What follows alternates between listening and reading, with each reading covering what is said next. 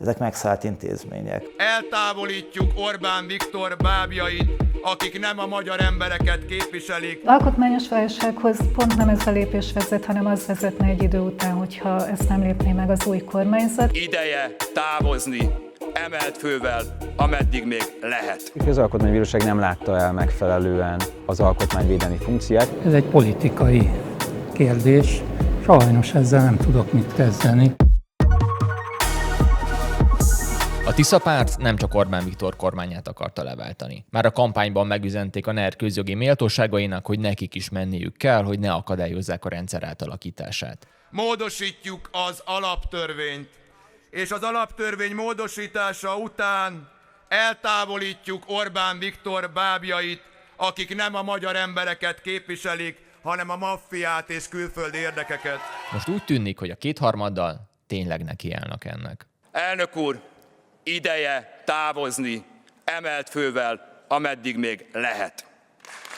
Ha ezek az emberek a helyükön maradnának, akkor a ciklus végéig bele tudnának szólni abba, hogyan alakítja át a Tisza az országot. Súlyog Tamás elnöki megbízatása 2029-ig tartana. Eközben bármilyen törvényt megakaszthatna. Polt Péter, akinek a főügyészsége alatt nagyon sok kormányközeli szereplő vált megmagyarázhatatlanul gazdaggá, 2034-ig lehetne az Alkotmánybíróság elnöke. De ott van még a kúria elnöke Varga Zsé András, a legfőbb ügyész, vagy az állami számvevőszék elnöke.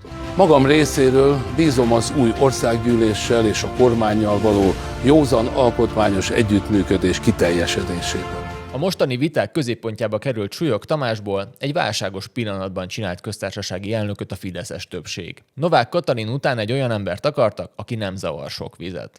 És ugye most egy fölkavart helyzet volt. Ugye, mert az előző köztársasági elnökünk, Novák Katalin a kegyelmi ügy miatt távozott. És ez fölkavarta az embereket érzelmileg is.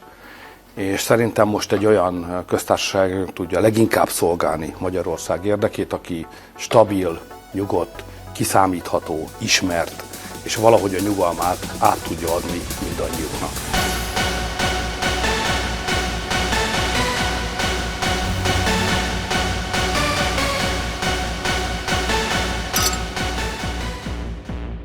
A tervezett alkotmánymódosítás egyfajta szankciója is az elmúlt rendszerbeli tevékenységének, vagy éppen mulasztásainak a köztársasági elnöknek. Ugye a köztársasági elnök az alkotmányosság őre lett volna.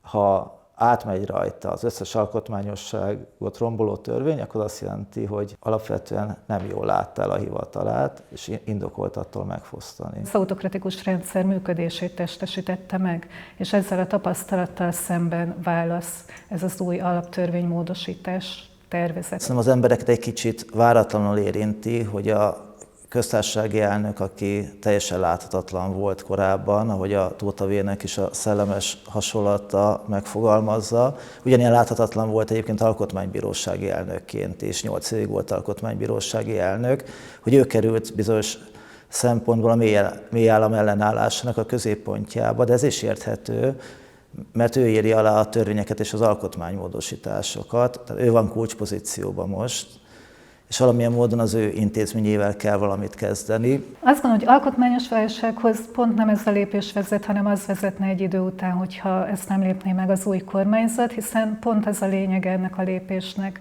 Egy szükségszerű helyzet, hogy idővel azok a törvénymódosítási javaslatok, amik nyilván a köztársasági elnök aláírásához vannak kötve, azok nem tudnának életbe lépni. Akik az elmúlt rendszer politikai kiszolgálóivá váltak, vagy mindig is azok voltak, legyen bennük egyszer bátorság szembenézni a saját felelősségükkel, és félreállni Magyarország demokratikus megújulásának az útjából.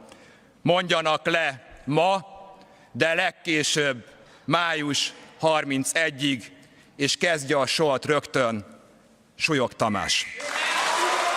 Értelmezhetjük a miniszterelnöknek az alakulóülésen elmondott beszédét egy ilyen igazolási kezdetként. Ő ugye ott felsorolta a köztársasági elnöknek azokat a múltbeli hibáit, vagy mulasztásait, ugye legtöbbször ezekről volt szó, amikor ő nem lépett föl mondjuk poroskázás és stb. Ügyekben. Magának az intézménynek a legitimációja ugye az, hogy megtestesíti a nemzet egységét, illetve őrködik a demokratikus állam működése felett. Ezeknek teljes mértékben ellentmondott az, hogy ő ezekben a konkrét helyzetekben hallgatott, vagy aláírt olyan törvényeket, amik pont ezeket az értékeket ásták alá. Neki pont ilyen szituációkban, mint ami az elmúlt években, vagy elmúlt másfél évtizedben volt, pont ilyenben lett volna kiemelt szerepe, ennek a nemzetegységének a kifejezése.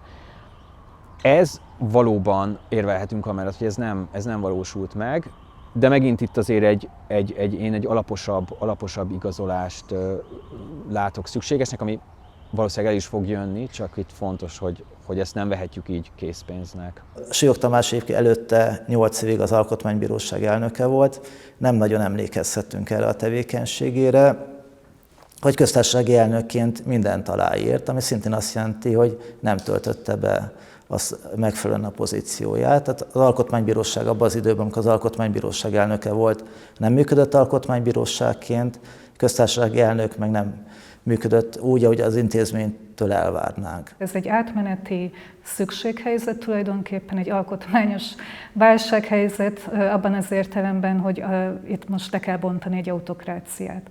És ez egy nagyon fontos érv. Tehát az, hogy egy következő kormány esetleg hasonló eljárási indokokkal próbálna eltávolítani egy következő köztársasági elnököt, az már nem rendelkezne ezzel a legitimációs bázissal. Polt Pétert, volt legfőbb ügyészt, átejtőernyőzték az Alkotmánybíróság élére, és olyan bábokkal töltötték föl az Alkotmánybíróságot, akik nem látják el a törvényi kötelezettségüket, átengednek alaptörvényellenes jogszabályokat, és mindenben segítik ezt a maffiát, ezt a korrupt hatalmat, menniük kell, és menni is fognak a Tisza kétharmados felhatalmazása után. Fontos lenne az, hogy maga az eljárás is olyan legyen, hogy ne ugyanolyan legyen, mint 2010 után, hogy egyszer csak jött az ukáz, hogy akkor az Alkotmánybíróságot felduzzasztják, hanem legyen egy társadalmi kontroll, legyen egy szakmai kontroll. Ezek megszállt intézmények, ahol mondjuk az Alkotmánybíróság ideje nem működik alkotmánybíróságként, ott felmerülhet az, hogy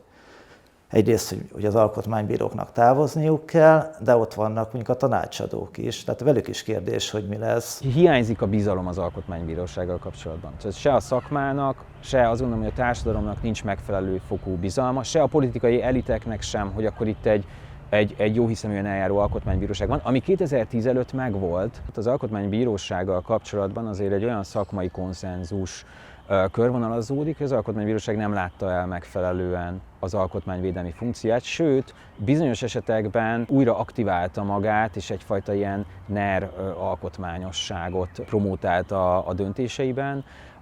Ezt láthatjuk például választási ügyekben is, vagy politikailag szenzitív ügyekben. Tehát itt komolyan felmerülhet annak az igazoltsága, hogy adott esetben a kétharmad elmozdítsa ezeket a szereplőket.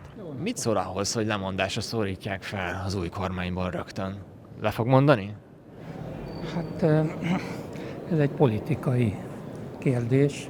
Sajnos ezzel nem tudok mit kezdeni. Végig lehet menni akár az alkotmánybírósági döntéseken és megnézni, hogy mennyiben szolgálták kizárólag a hatalom fenntartását, és nem az alkotmányos elveket. Voltak olyan ügyek, amikor az Alkotmánybíróság hallgatott, vagy amikor az Alkotmánybíróság igazából szabotálta a döntéshozatalt. Ilyen volt a Lex CEU-nak az ügye, amit meg kellett volna semmisíteni alkotmányellenességre hivatkozva.